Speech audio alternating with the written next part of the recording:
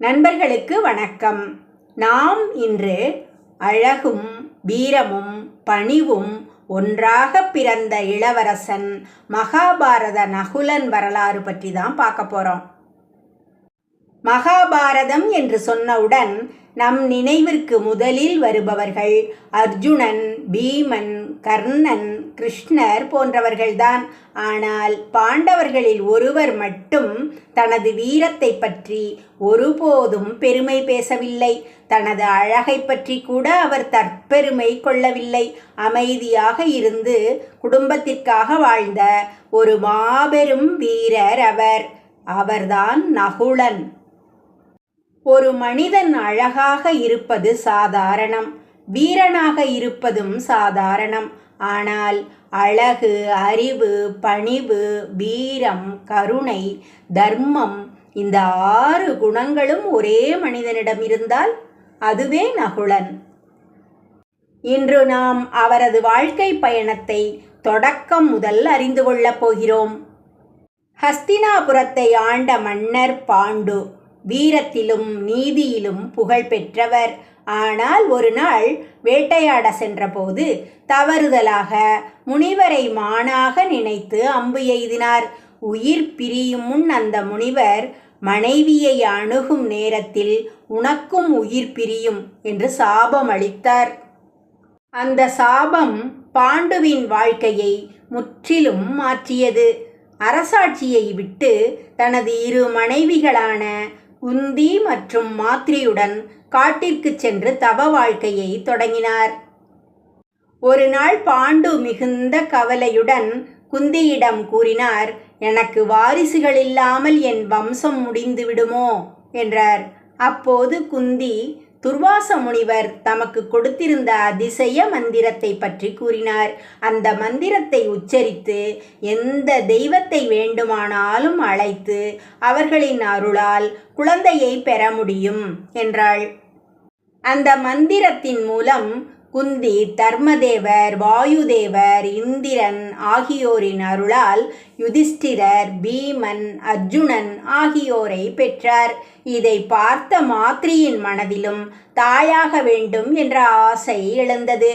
குந்தி எந்த பொறாமையும் இல்லாமல் அந்த மந்திரத்தை மாத்ரிக்கும் கற்றுக் கொடுத்தார். மாத்ரி அஸ்வினி தேவர்களை மனமாற வேண்டினார். அஸ்வினி தேவர்கள் மருத்துவ அறிவிலும் அழகிலும் இளமையிலும் சிறந்த தெய்வங்களாக போற்றப்பட்டவர்கள். அவர்களின் அருளால் மாத்ரிக்கு 2 குழந்தைகள் பிறந்தனர். முதலில் பிறந்த குழந்தைக்கு நகுலன் என்றும் அடுத்து பிறந்தவருக்கு சகாதேவன் என்றும் பெயர் வைத்தனர். அந்த நாள் ஆசிரமம் முழுவதும் மகிழ்ச்சி நிரம்பியது. அந்த 2 குழந்தைகளையும் பார்த்த அனைவரும் இவர்கள் சாதாரண குழந்தைகள் அல்ல, எதிர்காலத்தில் உலகம் போற்றும் வீரர்கள் என்று கூறினார்கள். நகுலன் சிறு வயதிலிருந்தே அனைவரையும் கவர்ந்தான். அவனது முகத்தில் எப்போதும் புன்னகை, கண்களில் கருணை, பேசுவதில் இனிமை. அவனை பார்த்தவர்கள் இவ்வளவு அழகான குழந்தையை இதுவரை பார்த்ததே இல்லை என்று வியந்தனர். ஆனால் நகுலனின் வாழ்க்கையில் விரைவிலேயே ஒரு பெரிய சோகம் காத்திருந்தது. ஒரு நாள் வசந்த காலத்தின் அழகில் மயங்கிய பாண்டு முனிவரின் சாபத்தை மறந்து மாத்ரியை அணுகினார். சாபம் பலித்தது. அந்த கணமே பாண்டு உயிரிழந்தார். கணவனை இழந்த துயரத்தை தாங்க முடியாத மாத்ரி கணவருடன் தானும் உயிர் துறக்க முடிவு செய்தாள்.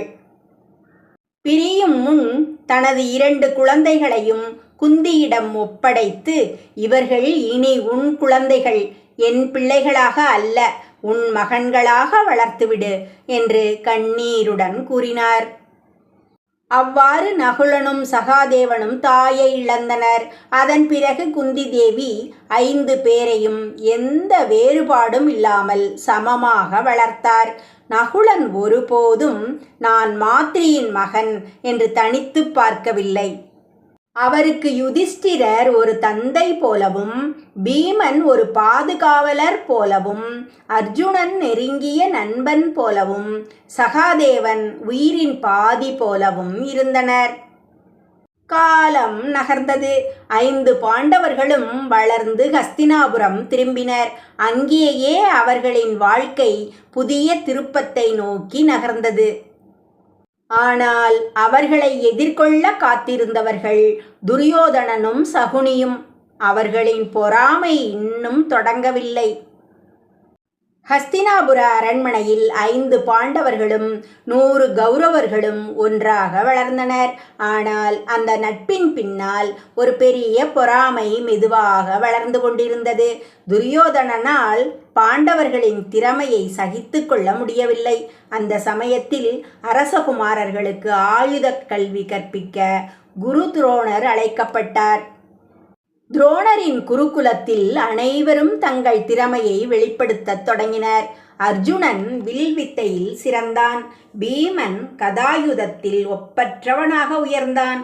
ஆனால் நகுலன் ஒரு வித்தியாசமான பாதையை தேர்ந்தெடுத்தான். அவனுக்கு வாழ்வீச்சு மீது அளவில்லாத ஈர்ப்பு. வாளை கையில் எடுத்தவுடன் அவன் காட்டிய வேகத்தை பார்த்து துரோணரே வியந்தார். இவன் வாளை சுழற்றவில்லை, மின்னலை போல ஆட வைக்கிறான் என்று பாராட்டினார்.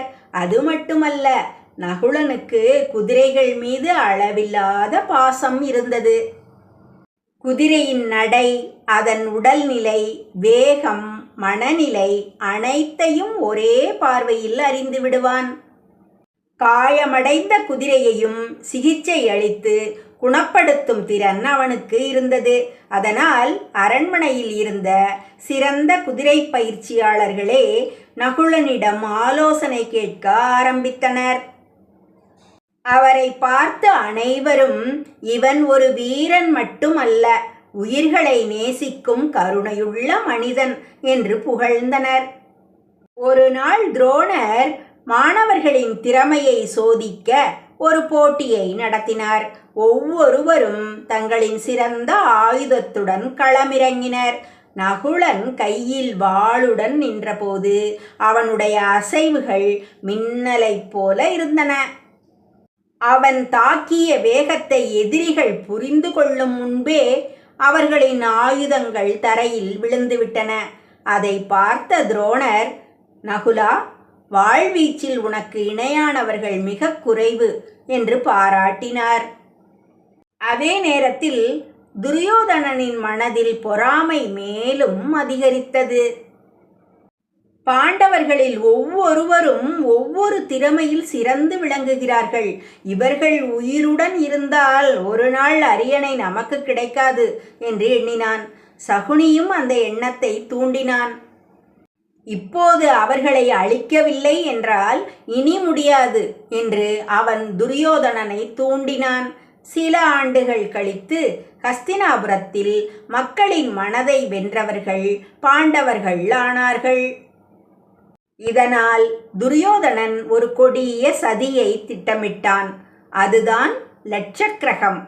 அரக்கு, மெழுகு மற்றும் எளிதில் தீப்பற்றக்கூடிய பொருட்களால் ஒரு மாளிகை கட்டப்பட்டு பாண்டவர்களை அங்கே தங்குமாறு அழைத்தனர். விதுரர் இதை முன்கூட்டியே அறிந்து யுதிஷ்டிரருக்கு ரகசியமாக எச்சரித்தார். அவரது அறிவுரையின்படி மாளிகையின் கீழ் ஒரு சுரங்கப்பாதை தோண்டப்பட்டது. ஒரு நள்ளிரவில் மாளிகை தீப்பிடித்தது. உலகமே பாண்டவர்கள் அனைவரும் தீயில் எரிந்து இறந்து விட்டார்கள் என்று நம்பியது. ஆனால் உண்மையில் யுதிஷ்டிரர், பீமன், அர்ஜுனன், நகுலன், சகாதேவன் மற்றும் குந்தி தேவி அந்த இரகசிய சுரங்கப்பாதை வழியாக தப்பித்து விட்டனர். நகுலன் அந்த இரவில் எந்த பயமும் காட்டவில்லை. தன் தாயையும் சகோதரர்களையும் பாதுகாப்பாக அழைத்துச் செல்ல உதவினான். அதுவே அவனது உண்மையான வீரத்தின் அடையாளம்.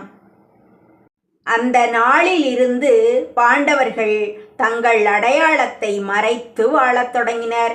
அவர்களுக்கு இன்னும் தெரியவில்லை, அவர்களின் வாழ்க்கையை முழுவதுமாக மாற்றப் போகும் ஒரு நிகழ்வு விரைவில் நடக்கவிருந்தது. அது பாஞ்சால நாட்டில் நடைபெற்ற திரௌபதியின் சுயம்பரம். அங்கே நடந்த ஒரு முடிவு நகுலனின் வாழ்க்கையையும் பாண்டவர்களின் எதிர்காலத்தையும் என்றும் மாற்றியது. பாஞ்சால நாட்டின் மன்னர் துருபதன் தனது மகள் திரௌபதிக்கு சுயம்வரம் நடத்த முடிவு செய்தார். இந்தியாவின் பல்வேறு நாடுகளிலிருந்தும் மன்னர்கள், இளவரசர்கள், மாவீரர்கள் அனைவரும் அங்கு திரண்டனர். கர்ணன், துரியோதனன், சிசுபாலன், ஜராசந்தன் போன்ற வீரர்களும் வந்திருந்தனர். பாண்டவர்கள் அப்போது தங்கள் அடையாளத்தை மறைத்து பிராமணர்களின் வேடத்தில் அந்த சுயம்வர மண்டபத்தில் அமர்ந்திருந்தனர். போட்டியின் நிபந்தனை மிகவும் கடினமானது. மேலே சுழன்று கொண்டிருந்த மீனின் கண்ணை கீழே இருந்த நீரில் தெரியும் அதன் நிழலை பார்த்து அம்பு எய்தி துளைக்க வேண்டும். இதுவே போட்டி. பல மன்னர்கள் முயன்றனர். ஆனால் யாராலும் அந்த வில்லை முழுமையாக வளைக்க கூட முடியவில்லை. அப்போது அமைதியாக எழுந்து நின்றார் அர்ஜுனன்.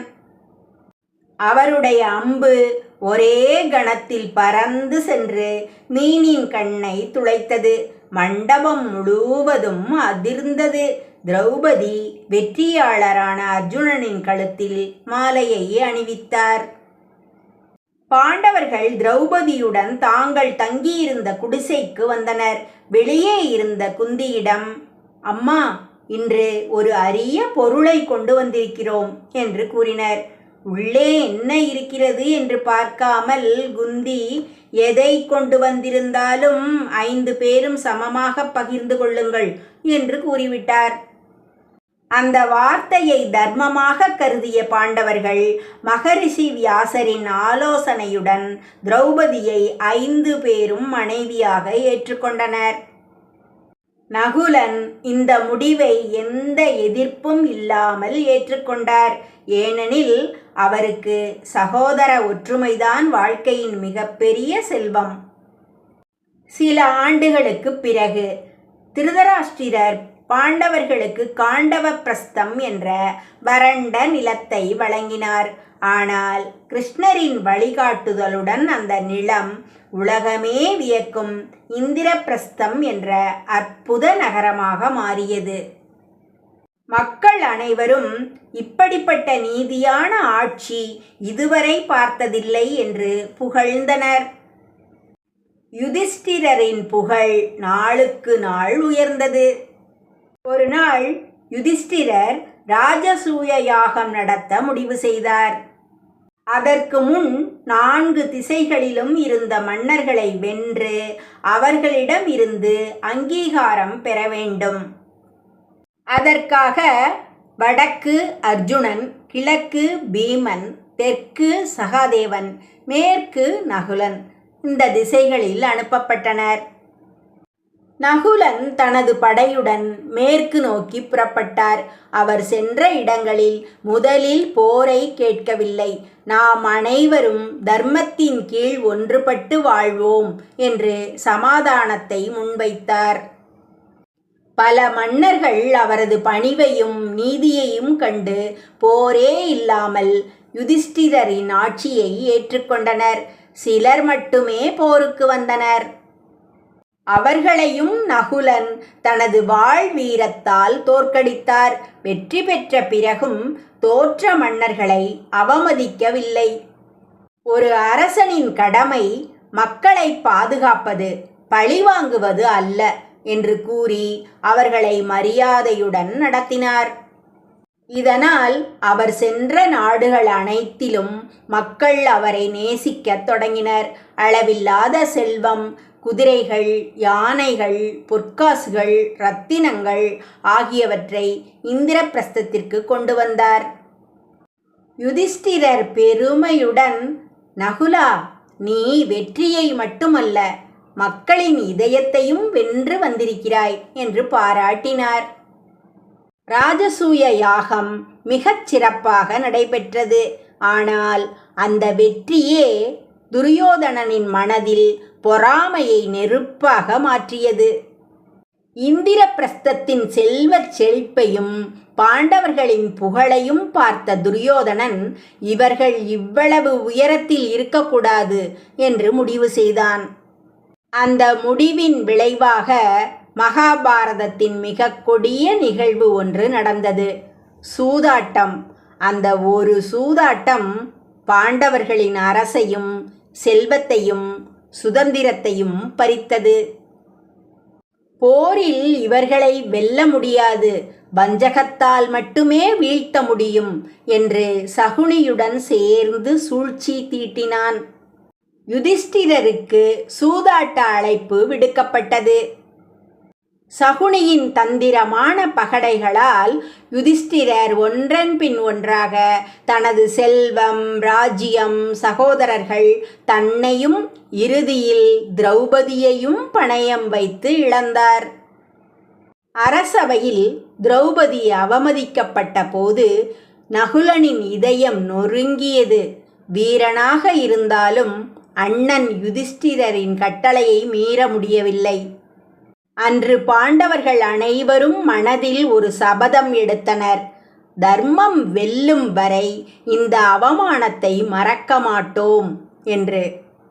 அதன் பின் பாண்டவர்கள் 12 ஆண்டுகள் வனவாசமும் 1 ஆண்டு அஞ்ஞாதவாசமும் மேற்கொண்டனர். வனவாசத்தில் நகுலன் ஒருபோதும் மனம் தளரவில்லை. காட்டில் வாழ்ந்தபோதும் குதிரைகளை பராமரித்தார். சகோதரர்களுக்கு உறுதுணையாக இருந்தார். திரௌபதியை பாதுகாப்பதில் எப்போதும் முன்னிலையில் இருந்தார். அஞ்ஞாதவாசத்தில் விராட மன்னனின் அரண்மனையில் கிரந்திகன் என்ற பெயரில் குதிரை பராமரிப்பாளராக பணியாற்றினார். அவர் பராமரித்த குதிரைகள் முன்பை விட வலிமையாகவும் வேகமாகவும் மாறின. விராட மன்னரே வியந்து, இவ்வளவு திறமையான குதிரை நிபுணரை நான் இதுவரை பார்த்ததில்லை என்று பாராட்டினார். ஆனால் யாருக்கும் தெரியவில்லை, அந்த சாதாரண வேலைக்காரனே உலக புகழ்பெற்ற பாண்டவர்களில் ஒருவன் என்பதை. அஞ்ஞாதவாசம் முடிந்ததும் பாண்டவர்கள் தங்களின் அரசை திருப்பிக் கேட்டனர். ஆனால் துரியோதனன் ஊசி முனையளவு நிலம் கூட தரமாட்டேன் என்று மறுத்துவிட்டான். போர் தவிர வேறு வழியில்லை. குருஷேத்திர போர் தொடங்கியது. நகுலன் தனது ரதத்தில் ஏறி வாளும் வில்லும் ஏந்தி போர்க்களத்தில் களமிறங்கினார். பல கௌரவர் வீரர்களை வீழ்த்தினார். துரியோதனனின் சகோதரர்களில் பலர் நகுலனின் தாக்குதலில் உயிரிழந்தனர். போரின் ஒவ்வொரு நாளிலும் அவர் தன்னுடைய வீரத்தையும் கட்டுப்பாட்டையும் வெளிப்படுத்தினார். அவருக்கு வெற்றி மட்டுமல்ல, தர்மத்தின் வெற்றியே முக்கியம். 18 நாட்கள் நீண்ட போரின் முடிவில் கௌரவர்கள் தோல்வி அடைந்தனர். தர்மம் வெற்றி பெற்றது. யுதிஷ்டிரர் ஹஸ்தினாபுரத்தின் மன்னராக முடிசூட்டப்பட்டார். நகுலன் எந்த பதவியையும் கேட்கவில்லை. அரசாட்சியில் அமைதியாக தனது கடமைகளை செய்தார். அதுவே அவரது குணம். பல ஆண்டுகளுக்குப் பிறகு கிருஷ்ணர் இந்த உலகை விட்டு நீங்கினார். அதன் பின்னர் பாண்டவர்கள் அரசை பரீட்சித்திடம் ஒப்படைத்து மகாபிரஸ்தானம் என்ற இறுதிப் பயணத்தை இமயமலை நோக்கி தொடங்கினர். ஒருவருக்கொருவர் வழியில் விழத் தொடங்கினர். முதலில் திரௌபதி, பின்னர் சகாதேவன், அதன் பிறகு நகுலனும் கீழே விழுந்தார். பீமன் யுதிஷ்டிரரிடம் கேட்டார், அண்ணா, நகுலன் ஏன் விழுந்தான்? அவன் நல்லவன்தானே என்று கேட்டார். அதற்கு யுதிஷ்டிரர் அமைதியாக கூறினார், நகுலன் மிகச்சிறந்த மனிதன். ஆனால் தன்னுடைய அழகை பற்றி மனதில் சிறிய பெருமை இருந்தது. அந்த மிகச்சிறிய தற்பெருமையே அவன் வீழ்ச்சிக்கு காரணம் என்றார். இதை கேட்ட பீமன் அமைதியாக தலை குனிந்தார். நகுலன் நமக்கு கற்றுத்தரும் வாழ்க்கை பாடங்கள். அழகு இருந்தாலும் பணிவு வேண்டும். திறமை இருந்தாலும் தற்பெருமை இருக்கக்கூடாது. குடும்ப ஒற்றுமை எந்த வெற்றியையும் விட உயர்ந்தது. தர்மத்திற்காக வாழ்ந்த வாழ்க்கைதான் உண்மையான வெற்றி. அமைதியாக கடமையை செய்பவர்கள்தான் வரலாற்றில் நிலைத்து நிற்பார்கள். மகாபாரதத்தில் அர்ஜுனனின் வில், பீமனின் பலம், கர்ணனின் தானம் அதிகம் பேசப்படுகின்றன. ஆனால் நகுலனின் பணிவு, ஒழுக்கம், அழகு, வீரியம், சகோதர பாசம் ஆகியவை அவரை தனித்துவமான பாண்டவராக உயர்த்தின. அதனால்தான் ஆயிரக்கணக்கான ஆண்டுகள் கடந்தும் அமைதியான வீரன் நகுலன் என்ற புகழ் என்றும் அழியாமல் வாழ்கிறது. இந்த வரலாறு உங்களுக்கு பிடித்திருந்தால் உங்கள் கருத்தை பதிவு செய்யுங்கள். மகாபாரதத்தின் மறக்கப்பட்ட மற்ற வீரர்களின் வரலாறுகளையும் தொடர்ந்து கேளுங்கள்.